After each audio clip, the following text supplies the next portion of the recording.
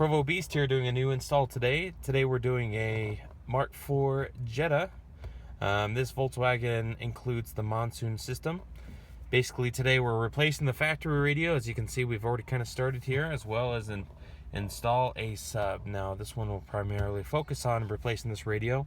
This customer decided to install an SSL Bluetooth radio, budget-friendly radio. In this install, I'll be sure to include the parts needed, but basically we just need this pocket and the wiring harness.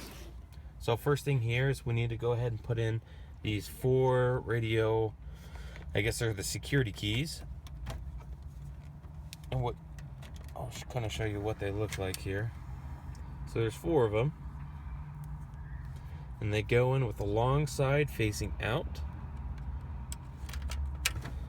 And as the radio is in there, so what you'll do is you'll put pressure on the outsides, which pulls the tabs inward. So you push out.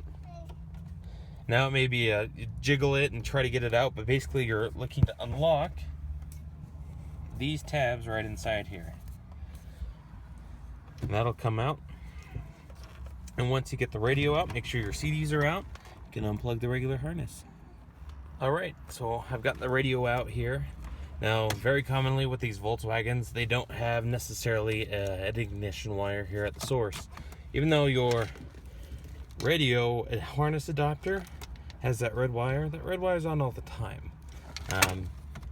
This is a way that you're able to actually bypass the need to purchase the expensive adapter, the $50 adapter, it's called the retained accessory power. Since it's a CAN bus or digital signal, what we're going to do is we're going to not even use this red wire, the ignition wire, on our harness adapter that plugs in here. Instead, we're going to run a wire all the way to the fuse box. Now, what we've done using a test light is, according to our diagram, this is a switch ignition number 6, which is that empty spot right there. So if you have a mini fuse, you can actually put that right in there. Now, if you don't have a fuse, number 5, the fan, is also switched power, and we can actually use that as well as a ignition source, because it's only on with the key. Now, a safer way to do that, rather than just jam a wire in, is you can use one of these. Now this is it hooks in with the actual fuse, and then you use a spade terminal which goes on the end. I'll kind of show you how that works. So what we're going to do is we're going to run just some spare wire from the radio cavity to the fuse box, and we're going to put a little jumper on our switched power fuse. Okay, as you can see here, we're going to use that little ignition spot because we tested with our little light here that empty spot turns on when the key's on. So there's that little jump. So we're going to go ahead and put this fuse in that position, and as you see, it kind of fits around the fuse, and then it creates a little spade terminal, which we can use that portion, plug right in. So that'll go right in there and provide an ignition source, so when the key's on, the radio will turn on. Now at this point, I've run with this extra wire down there, and I've pulled this down so I can run the wire up underneath, and I'm going to work it up into this box right in that spot.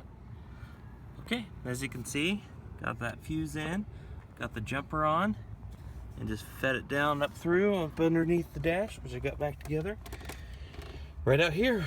So this will go to our radio, to the red wire on the radio, allowing the radio to turn on when the key's on and the key on only. Like I said, if you do it to the harness red wire, the radio on will stay on all the time. If you don't get the $50 adapter, this is the cheap $9 adapter, and this will save you 40 bucks. All right, so we got our harness adapter plugged in, and this is where our ignition wire comes in. This wire we just taped off because remember, it's on all the time. We didn't use illumination.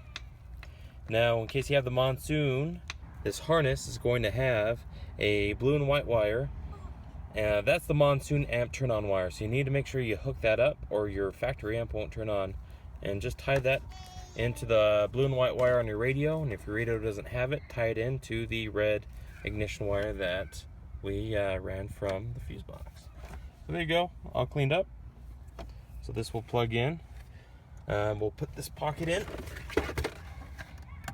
and then we'll put the radio on top of it using the can provided. In addition, you'll need this antenna adapter, and I'll post that part in the description below. Now, since we're doing a subwoofer, this is the remote turn on wire and the RCAs. Basically, this just runs up underneath, and then we'll show you, we just tucked it up under the kick panels all the way to the rear of the vehicle. But you'll need to make sure you tap that into your blue and white wire as well, or your ignition wire, which we have here. That allows the amp to turn on when the car is started. Okay, so we got the pocket in, got the can in, got the wires running through, RCAs for our amp, antenna, and our main wire harness. Let's get this plugged in. All right, so as you can see, when the key is out, radio will turn off. Put in the key. There you go. Upgrade from the factory radio, utilizes the factory Monsoon amp. So basically our dash is done here. So we're going to quickly go over how to run wires to the back, get the amp hooked up, and get our sub hooked up. Okay, here under the hood, here's our positive on the battery. Previous installer put the fuse here in the fuse holder. Really the most difficult part will be going through the firewall here. And as you can see way down there, here's that red wire. That's where they went through the firewall into the body of the vehicle, into the cabin. So now it came up underneath here going through the factory grommet. Just take this panel off, and that's your firewall access for your power wire.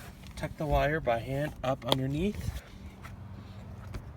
Working your way to the back of the vehicle. Then out this portion here. Now previous installer came out right here. It's all good. We'll probably relocate that so it's a little bit lower. Same thing with the RCAs and the remote turn on wire that you saw us previously hook up to our new radio. So we went along just tucked underneath the kick panels here. On this side.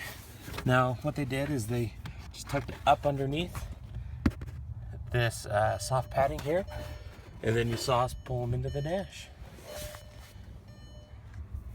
So we got the amp mounted up underneath. It's nice and flat.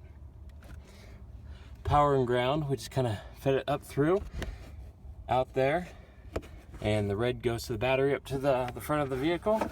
Here's our ground. Cleaned off the paint really well, put these two self tappers in, and then ran everything up through so it kind of hides away, which is really nice.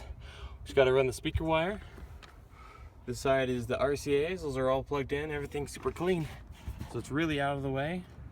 It almost kind of looks like a factory look. So we'll run the speaker wire to the sub and give it a test. All right, everything's good to go. So radio's back in here.